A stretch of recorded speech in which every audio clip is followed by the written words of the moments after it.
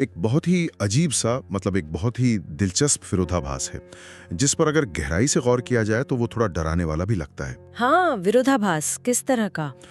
मतलब अगर हम ध्यान दें तो आज हम इंसानी इतिहास के सबसे आरामदायक दौर में जी रहे हैं। बाहर कड़ाके की ठंड है तो बस हीटर चला लिया, और चिलचिलाती गर्मी लग रही है तो एसी ऑन कर दिया और कमरा शिमला बन गया। बिल्कुल। अगर भूख लगी है और कुछ पकाने का मन नहीं है तो बस फोन उठाया, कुछ बटन दबाए और दुनिया के किसी भी कोने का खाना सीधे दरवाजे पर आ जाता है। सही बात है। और एंटरटेनमेंट के लिए भी बस एक क्लिक की दूरी पर सब कुछ मौजूद है। हाँ, मतलब आज एक आम इंसान के पास इतनी सुख सुविधाएं हैं जितनी शायद कुछ 100 साल पहले के राजा महाराजाओं के पास भी नहीं होती थी। हमारे पूर्वज अगर आज की जिंदगी को देख लें तो शायद उन्हें लगेगा कि यही असली स्वर्ग है। लेकिन हकीकत कुछ और ही है ना? एकदम सही। अगर हम हकीकत का आईना देखें तो सच यह है कि इन सारी सुख सुविधाओं के बावजूद इंसान आज पहले से कहीं ज्यादा बेचैन है, पहले से कहीं ज्यादा डरा हुआ है। अवसाद में भी हैं और शायद सबसे ज्यादा असंतुष्ट भी। तो आखिर ऐसा क्यों है? मतलब जब सब कुछ इतना आसान है तो खुशी और संतुष्टि इतनी मुश्किल क्यों हो गई है? ये वाकई एक बहुत ही गहरा और सोचने पर मजबूर कर देने वाला सवाल है, और आज के हमारी ये पूरी चर्चा इसी सवाल के इर्द गिर्द घूमने वाली है। तो आज हम किस स्रोत के आधार पर इस विषय को समझने वाले हैं?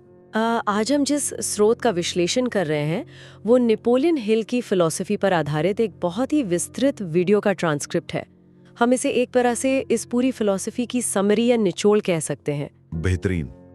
आज के इस विश्लेषण का मिशन ये समझना है कि कैसे आराम, या जिसे हम कंफर्ट कहते हैं, वो असल में कोई सुख नहीं बल्कि एक बहुत ही चालाकी से बिछाया गया जाल है जो चुपचाप इंसान के भविष्य को दीमक की तरह खा रहा है। बिल्कुल। और हम इस बात की गहराई में जाएंगे कि कैसे थोड़ी सी चुनी हुई असुविधा, यानी जानबूझकर खुद को मुश्किल में डालना, किसी भी इंसान की पूरी पहचान को हमेशा के लिए बदल सकता है। ये विषय बहुत ही प्रासंगिक लगता है।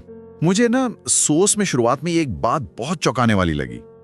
उसमें कहा गया है कि आराम कोई ऐसा दुश्मन नहीं है जो हाथ में तलवार लेकर या दरवाजा तोड़कर जिंदगी में आता है। जाहिर है, अगर कोई दुश्मन दरवाजा तोड़कर आएगा तो इंसान तुरंत सतर्क हो जाएगा, अपना बचाव करेगा। लेकिन आराम का तरीका बिल्कुल अलग है।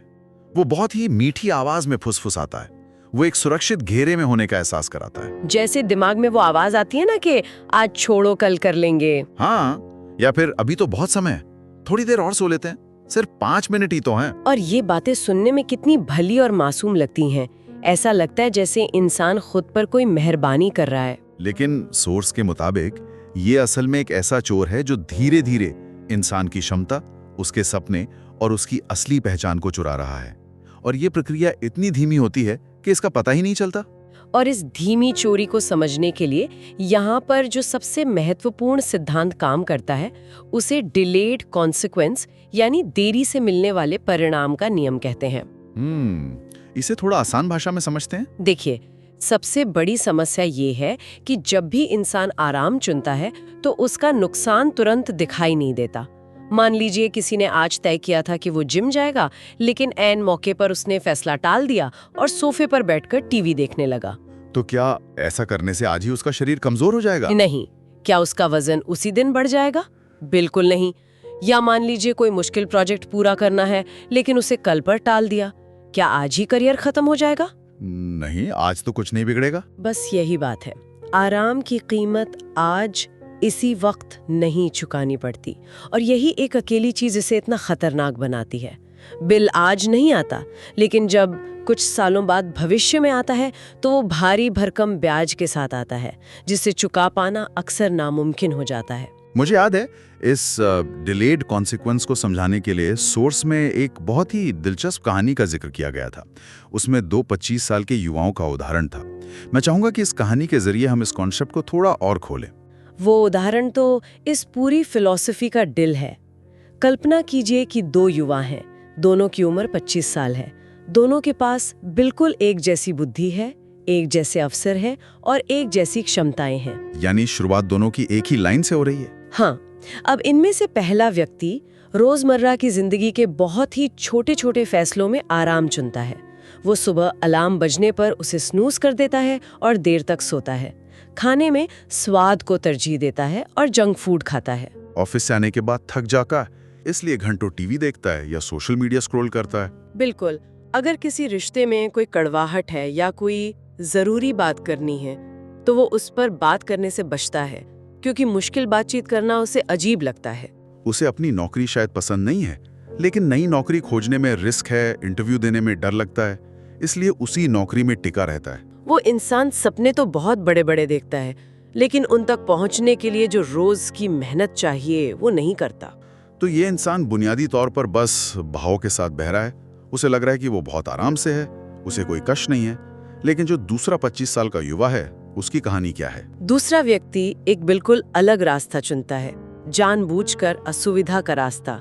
जब उसका अलार्म बजता है तो चाहे कितनी भी नींद आ रही हो, वो बिस्तर छोड़ देता है। खान पान में सख्त अनुशासन रखता है। शाम को घर आकर टीवी देखने के बजाय कुछ नया सीखने में समय लगाता है, किताबें पढ़ता है। अगर कोई आदत मानसिक विकास में बाधा बन रही है तो उसे छोड़ देता है, चाहे वो कितना भी दर्दनाक क्यों ना हो। वो नई जिम्मेदारियां लेता है, जोखिम उठाता है, फेल होता है, लोगों की बातें सुनता है, लेकिन फिर उठ खड़ा होता है। ये सुनते हुए ऐसा लग रहा है कि दूसरे व्यक्ति की जिंदगी में बहुत संघर्ष है, जबकि पहले की जिंदगी बहुत आसान है। लेकिन सोर्स में बताया गया है कि असली तस्वीर 10 साल बाद साफ होती है ना? सटीक बात। ठीक 10 साल बाद उन दोनों की जिंदगी को देखकर कोई कह नहीं सकता कि उन्होंने एक ही जगह से शुरुआत की थी। पहला व्यक्ति आज भी वही है जहां वो 25 साल की उम्र में था। वो आज भी सिर्फ अपने सपनों के पूरे होने का इंतजार कर रहा है, किस्मत को कोस रहा है या सिस्टम को दोष दे रहा है। उसका स्वास्थ्य गिर चुका है, करियर रुक गया है, जबकि दूसरा व्यक्ति जिसने रोज थोड़ी असुविधा चुनी थी, वो आज उन सपनों को हकीकत में जी रहा है। उसके पास एक मजबूत करियर है, अच्छा स्वास्थ्य है और मानसिक शांति है। इन दोनों के बीच कोई जादू या चमत्कार नहीं था। फर्क सिर्फ उन छोटे रोज के फैसलों का था। एक ने अस्थायी असुविधा चुनी और स्थायी सफलता पाई, और दूसरे ने अस्थायी आराम चुना और स्थायी पछतावा पाया। अस्थायी आराम और स्थायी पछतावा, ये शब्द वाकई दिमाग में चुभते हैं। बिल्कुल चुभते हैं। लेकिन यहाँ मुझे एक और बात पर चर्चा करनी है जो आजकल बहुत देखने को मिलती है। आजकल इस आराम ने खुद को एक बहुत ही फैंसी नाम दे दिया है, सेल्फ केयर या खुद की देखभाल। ओह, ये तो बहुत आम हो गया है आजकल। लोग कहते हैं कि खुद पर ज्यादा सख्ती मत करो, रिलैक्स करो, मानसिक शांति भी जरूरी है। और इसी सेल्फ केयर के नाम पर लोग घंटों फोन चलाते हैं या जंक फूड खाते हैं। तो क्या ये वाकई आराम है?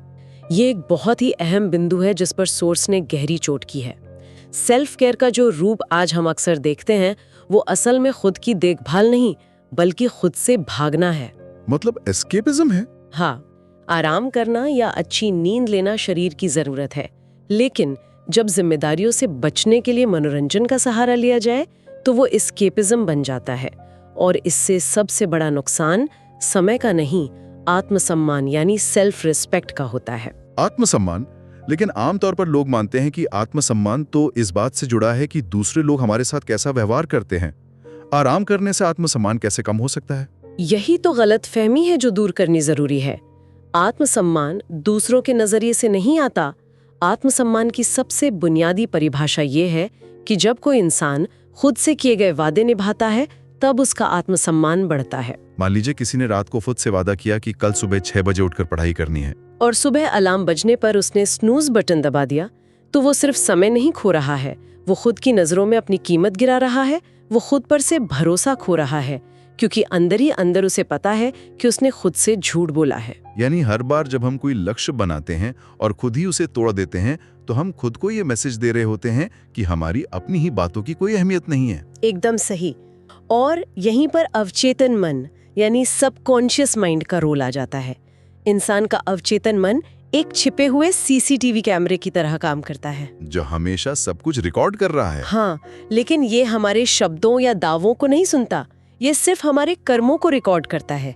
दुनिया के सामने कोई कितना भी कहे कि मैं बहुत अनुशासित हूँ, लेकिन अकेले में काम टाल रहा है, तो दिमाग एक फाइल बना लेता है कि ये व्यक्ति एक टालने वाला इंसान है। और यहीं से जन्म होता है लॉ ऑफ आइडेंटिटी यानी पहचान के नियम का। क्या इसका मतलब ये है कि हमारी आदतें ही हमारी पहचान बन जाती हैं? जी हाँ, लॉ ऑफ आइडेंटिटी कहता है कि हम वही बन जाते हैं जो काम हम बार बार करते हैं। अगर कोई बार बार मुश्किलों से भागता है तो उसकी पहचान ही एक कमजोर इंसान की बन जाती है, क्योंकि उसने खुद ही अपने दिमाग को यकीन दिला दिया है, जब आत्मसम्मान गिरता है तो आत्मविश्वास भी साथ ही गिर जाता है। इंसान में नया कदम उठाने का साहस ही नहीं बचता। ये तो वाकई एक धीमा जहर है। रातों रात कमजोर नहीं बनाता, बस धीरे धीरे इंसान को अपनी ही नजरों में छोटा कर देता है। ये सब सुनकर एक स्वाभाविक सा सवाल जहन में आता है, अगर आराम इतना नुकसानदायक है और ये पहचान तक को बर्बाद कर सकता है, तो फिर इंसान असुविधा से, दर्द से इतना भागता क्यों है, शॉर्टकट क्यों खोजता है? इसका जवाब इस बात में छिपा है कि इंसानों ने दर्द की परिभाषा क्या बना रखी है। आमतौर पर दर्द को एक दुश्मन की तरह देखा जाता है जिससे हर हाल में बचना चाहिए। लेकिन विज्ञान के नजरिए से देखें तो असुविधा एक प्रयोगशाला की तरह है, एक लैबोरेटरी है जहाँ हमारे दिमाग की रीवायरिंग होती है। रीवायरिंग? हाँ, जब भी कोई थकान या डर के बावजूद अपने किसी काम को पूरा करता है तो उसके दिमाग में एक नया न्यूरल रास्ता, एक नया न्यूरल पाथवे बनता है। ये दिमाग का खुद को अपग्रेड करने का तरीका है। ये न्यूरल पाथवे वाला हिस्सा थोड़ा तकनीकी लग रहा है। क्या हम इसे किसी रोजमर्रा के उदाहरण से समझ सकते हैं? जरूर। इसे इस तरह समझिए कि जब पहली बार गाड़ी चलाना सीखते हैं तो सब कुछ कितना मुश्किल लगता है। जी। क्लच, ब्रेक, स्टीयरिंग, सब पर एक साथ ध्यान देना पड़ता है। दिमाग को बहुत मेहनत करनी पड़ती है और तनाव भी होता है। लेकिन जब रोज करते हैं तो दिमाग के अंदर एक सड़क बन जाती है। फिर एक समय ऐसा आता है जब गाने सुनते हुए बिना सोचे गाड़ी चला लेते हैं। यही बात अनुशासन पर लागू होती है। जब कोई पुरानी आदत तोड़ता है, जैसे वापस सोने के बजाय बिस्तर से उठ जाना, तो वो दिमाग में एक नई सड़क बना रहा है। वो अपने दिमाग को साफ संदेश दे रहा है कि मैं अपनी भावनाओं का या अपने आलस का गुलाम नहीं हूँ। इसका मतलब हर बार जब हम किसी असुविधा को बर्दाश्त करते हैं तो हम दिमाग की वायरिंग को मजबूत कर रहे होते हैं। सोर्स में इसके लिए कुछ बहुत ही असरदार रूपक भी दिए गए थे। हाँ, प्रकृति का एक नियम है, ग्रोथ रिक्वायर्स प्रेशर, यानी विकास के लिए दबाव का होना अनिवार्य है। जिम में एक मांसपेशी कैसे बनती है? भारी वजन उठाने से पहले वो टूटती है, उसमें दर्द होता है, और जब शरीर आराम करता है तब वो पहले से ज्यादा मजबूत होकर जुड़ता है। एक स्टील को मजबूत आकार देना है तो उसे भयंकर आग में तपना पड़ता है। और एक कोयला हीरा तभी बनता है जब वो जमीन के नीचे अकल्पनीय दबाव सहता है। बिना दबाव के, बिना टूटे दुनिया की कोई चीज मजबूत नहीं बन सकती। इंसान भी इसका अपवाद नहीं है। ये बात तो सोचने का पूरा नजरिया ही बदल देती है। मतलब दर्द दुश्मन नहीं है, दर्द बस एक सिग्नल है जो बता रहा है कि हम एक नए स्तर पर पहुंच रहे हैं। और आराम क्या करता है? वो हमें इस दर्द से तो बचा लेता है, लेकिन उस विकास से भी रोक देता है जो दर्द के पीछे छिपा था। हम दर्द से बच जाते हैं लेकिन उसी स्तर पर रुके रह जाते हैं। हर कोई आत्मविश्वास चाहता है लेकिन उस प्रक्रिया से गुजरना कोई नहीं चाहता। कॉन्फिडेंस बाजार में नहीं मिलता, ये तब बनता है जब कोई डर के बावजूद आगे बढ़ता है। बहादुर होने का मतलब ये नहीं है कि डर नहीं लगता, बल्कि डर का सामना करना है। लेकिन अगर हम इस डर और आराम के खेल को देखें तो मुझे लगता है कि हमारा सबसे बड़ा दुश्मन आलस नहीं है। हमारा असली दुश्मन है हमारी वो प्रोग्रामिंग, बचपन वाली प्रोग्रामिंग। हाँ, जो दिमाग में भर दी गई है। सेफ खेलो, रिस्क मत लो, लोग क्या कहेंगे, ये सब दिमाग में कोडिंग कर देते हैं कि असुविधा का मतलब खतरा है। इसे सोर्स ने एवोल्यूशनरी बायोलॉजी के नजरिए से बहुत अच्छे से समझाया है। हजारों साल पहले जब इंसान जंगलों में रहता था तब असुविधा का सीधा मतलब होता था जंगली जानवर का सामना या मौत। तब दिमाग का सबसे अहम काम था इंसान को जिंदा रखना। लेकिन आज दुनिया बदल गई है। आज ज्यादातर लोगों के लिए असुविधा का मतलब शेर का हमला नहीं है। आज इसका मतलब है स्टेज पर जाकर बोलना या नया बिजनेस शुरू करना। लेकिन हमारे उस आदिम दिमाग को, उस पुराने सॉफ्टवेयर को एक फर्क समझ ही नहीं आता। उसके लिए बॉस से मुश्किल बात करना और सामने शेर का आलिया है एक ही बराबर है। तुरंत अलार्म बजने लगता है कि रुक जाओ, खतरा है। और यहीं पर आम इंसान धोखा खा जाता है। वो उस शारीरिक अलार्म को सच मानकर पीछे हट जाता है। उसे लगता है कि उसका दिमाग उसे बचा रहा है, जबकि वो कोई असली खतरा नहीं है। वो सिर्फ एक पुरानी आउटडेटेड सर्वाइवल प्रोग्रामिंग है। एक अनट्रेन्ड माइंड हमेशा सुरक्षा खोजता है और एक ट्रेन्ड माइंड हमेशा अपनी ग्रोथ खोजता है। तो फिर इस पुरानी प्रोग्रामिंग को बदलने का क्या तरीका बताया गया है सोर्स में? इसके लिए एक बहुत ही प्रैक्टिकल सिद्धांत है, लॉ ऑफ एक्सपोजर। इसका मतलब है कि जिस चीज से डर लगता है, अगर उसका बार बार सामना किया जाए तो वो सीमा नहीं रह जाती। एक बार जिम में पुशअप्स लगाता है तो 10 पुशअप्स भी पहाड़ लगते हैं। लेकिन अगर वो रोज वही काम करें तो कुछ समय बाद 10 आसान हो जाते हैं, फिर 20 आसान हो जाते हैं। पुशअप्स आसान नहीं हुए, वो इंसान मजबूत हो गया। बिल्कुल। डर कभी गायब नहीं होता, इंसान इतना मजबूत हो जाता है कि डर बौना लगने लगता है। डर रोकने के लिए नहीं होता, वो एक कंपास की तरह दिशा दिखाता है। जिस काम में सबसे ज्यादा डर लग रहा है वही हमें अगले स्तर तक ले जाएगा, लेकिन हम आराम के चक्कर में उस कंपास को इग्नोर कर देते हैं। आराम कहता है कि अभी सही समय नहीं है, जब सब परफेक्ट होगा तब शुरू करेंगे। और ये सबसे बड़ा झूठ है। सही समय कभी आता नहीं है, सही समय तो निर्णय लेने से बनता है। इंतजार करने वाले सिर्फ इतिहास पढ़ते हैं। तो अगर इस पूरी चर्चा का सार निकाला जाए तो बात यही है कि सफलता रातों रात नहीं मिलती, ये रोजमर्रा के छोटे फैसलों से आती है, लॉ ऑफ डेली डिसीजंस। जब कोई देख नहीं रहा होता, वो सुबह का अलार्म बजने पर उठना, वो अनदेखा अभ्यास, यही सफलताओं की नींव रखी जाती है। सफलता का असली नाम दोहराव है, बोरियत को सहना है, और इसे जीवन में उतारने के लिए सोर्स में एक 30 दिन का मानसिक प्रयोग सुझाया गया है। वो 30 दिन वाला चैलेंज, ये कैसे काम करता है? बहुत सीधा नियम है। रोजाना कोई एक ऐसा काम करना है जो थोड़ा मुश्किल हो और जिसे करने से आमतौर पर कतराते हैं। जैसे सुबह ठंडे पानी से नहाना, या बात करने में डर लगे तब अपनी बात रखना। लगातार 30 दिनों तक। अब इससे बैंक बैलेंस तो दुगना नहीं होगा, लेकिन इंसान का नजरिया और पहचान बदल जाएगी। वो खुद से कह पाएगा कि मैं वो इंसान हूँ जो मुश्किल काम कर सकता हूँ, मैं अपनी भावनाओं का गुलाम नहीं हूँ। और ये एक फैसला किसी का भी जीवन बदल सकता है। ये पूरी चर्चा वाकई नजरिया बदलने वाली है।